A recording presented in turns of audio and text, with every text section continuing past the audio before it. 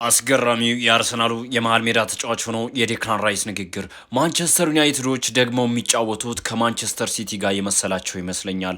አንዳንድ ነገሮች ሳዳምጥ ከማንቸስተር ሲቲ ጋር ደግመው የሚጫወቱ መስሏቸዋል። ከሳምንት በፊት ማንቸስተር ሲቲ ከማንቸስተር ዩናይትድ ባደረጉት ጨዋታ ኦልትራፎርድ ላይ ማንቸስተር ዩናይትዶች ማንቸስተር ሲቲን 2-0 በሆነ ውጤት እንዳሸነፉ ይታወሳል።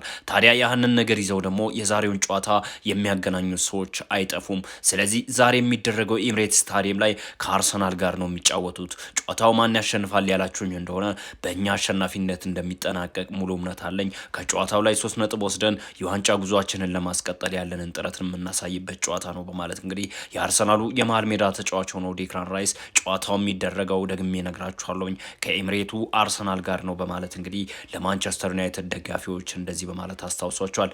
እንደዚህ አይነት አጫጭር የስፖርት መረጃዎች እንዲደርሳችሁ እዚች ጋር ያለውን የፕላስ ምልክት እየተጫናችሁ ቤተሰብ እንድትሆኑ